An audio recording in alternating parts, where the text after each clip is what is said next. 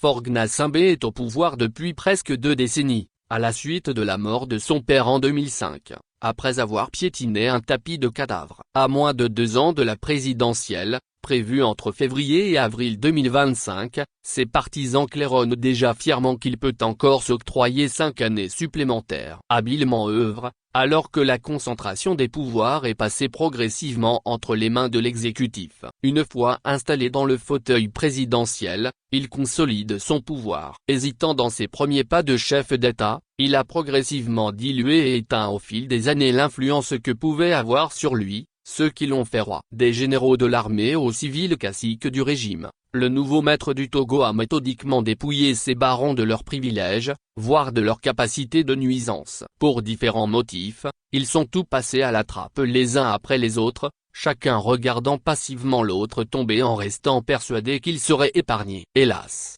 ils ont perdu la protection des institutions qu'ils ont eux-mêmes fragilisées volontairement, se mettant ainsi pieds et poings liés à la merci de leurs protégés d'hier.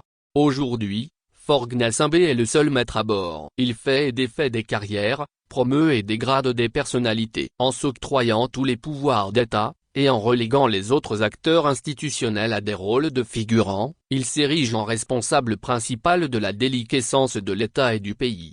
Le tribunal de l'histoire. Quoi qu'il fasse, et aussi longtemps que puisse encore durer son pouvoir, le régime de Faure Gnassingbé a dépassé son apogée et plonge dans son déclin, en cheminant inexorablement vers sa chute. Elle surviendra, dans le délai qu'il faut, d'une façon ou d'une autre, envers et contre tout. Et alors, le tribunal de l'histoire sera ponctuel au rendez-vous, impartial, implacable et uniquement factuel. Sans devoir répondre des 38 ans de règne de son père, même s'il en a assuré la continuité, il devra assumer la part qui le concerne. Grâce au travail des experts et des universitaires, l'histoire lui rappellera alors comment il a déstructuré et affaibli l'État, en violant constamment la Constitution et en dépouillant les institutions de leurs prérogatives. Les conséquences directes sont multiples. C'est la privation de jouissance des libertés dont les Togolais ont souffert. C'est aussi l'absence d'état de droit entretenu par une justice instrumentalisée qui protège les puissants et jette en prison, ou pousse à l'exil, des opposants, des journalistes et des leaders de la société civile, à cause de leurs opinions. Et bien sûr, l'histoire ne passera pas sous silence la corruption généralisée. Telle une pieuvre, elle a infiltré tous les secteurs et favorisé une minorité ayant spolié le pays de ses richesses. Parallèlement, le système a maintenu avec cynisme la majorité de la population dans une précarité économique et un dépouillement social. Il en découle un état de défaillance caractérisé des systèmes éducatifs et sanitaires. Lors du réquisitoire contre ces années de pouvoir absolu, le vide sera abyssal autour de Faure Gnassingbé. Courtisans et amis de circonstance y auront disparu, si ce ne sont des proches qui retournent leur veste contre lui, comme on le voit fréquemment en pareilles circonstances.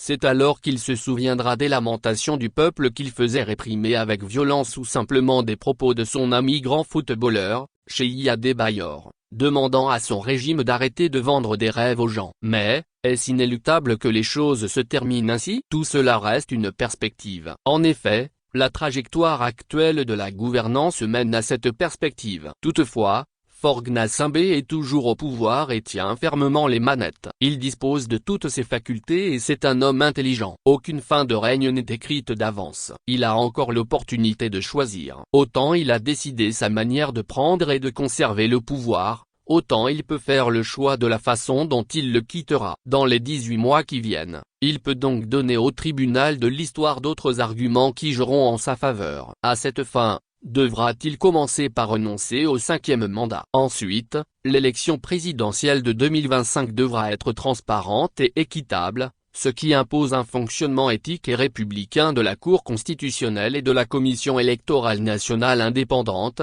CENI. Enfin, en remettant le pouvoir de manière pacifique à un président élu dans un scrutin sincère, et non à un poulain désigné par une fraude électorale massive. Tout cela sera une première. Et le chef de l'État imposera de facto au tribunal de l'histoire, de surtout poser le regard sur l'acte final de son pouvoir et non sur les travers de son parcours de chef d'État. C'est la grande espérance de la majorité des Togolais. Cela va-t-il se produire? Nul ne le sait, si ce n'est Faure Gnassingbé uniquement. Il a encore le temps, la liberté et la lucidité de prendre la bonne décision, dans l'intérêt du Togo et du sien.